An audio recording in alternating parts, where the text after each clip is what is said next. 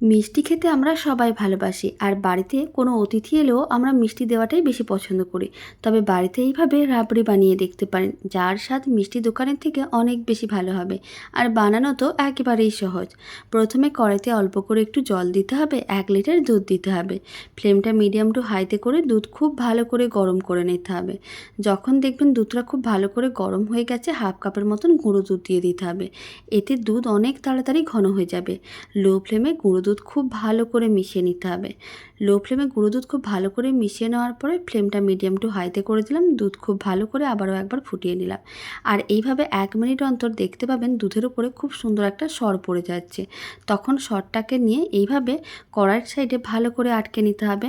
মোটামুটি 15-20 বারের মতন এইভাবে সরটা কড়াইয়ের সাইডে আটকে নিতে হবে। আর সর আটকে দেওয়ার সময় আপনারা দেখতে পাবেন দুধটাও কিন্তু ঘন হয়ে যাচ্ছে। আর এইভাবে মোটামুটি আমি 15-20 বারের মতন সরটা আটকে নিচ্ছি কড়াইয়ের সাইডে, যতক্ষণ না দুধ ঘন হচ্ছে।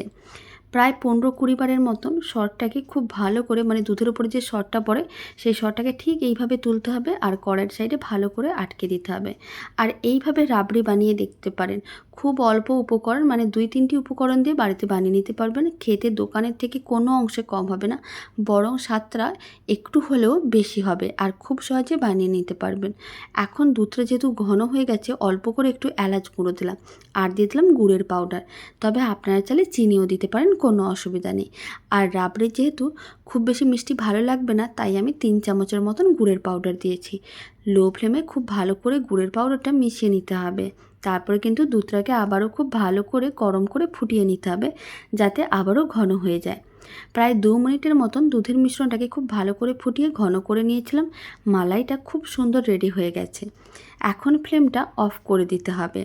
আর ফ্লেমটা অফ করে দেওয়ার পরেই এইভাবে কিছুক্ষণ রেখে দিতে পারেন। আর না হলে যদি আপনাদের কাছে সময়টা খুবই কম থাকে, তাহলে এইভাবে হাতাটা নিতে হবে। আর সাইডে যে আমি সরগুলোকে আটকে রেখেছিলাম, সেই সরগুলোকে ঠিক এইভাবে লম্বা লম্বা করে কেটে নিতে হবে। কড়াইয়ের চারিদিকে সমস্ত সরগুলোকে একইভাবে লম্বা লম্বা করে কেটে নিতে হবে। সমস্ত সরগুলোকে লম্বা লম্বা করে কেটে নেওয়ার পরে এখন সমস্ত সরগুলোকে ঠিক এইভাবে তুলে নিতে হবে আর মালাইয়ের সঙ্গে ভালো করে মিশিয়ে নিতে হবে। তাহলেই রেডি হয়ে যাবে দারুণ স্বাদের রাবড়ি। আর এই রাবড়ি খেতে এতটাই ভালো হয়, না বানিয়ে খেলে বাড়িতে বুঝতেই পারবেন না। একেবারে অমৃত স্বাদের রাবড়ি, দারুণ স্বাদের রাবড়ি একেবারেই রেডি। একটু ফ্রিজে রেখে ঠান্ডা করে নেবেন, তাহলে খেতে আরও অনেক বেশি ভালো লাগবে।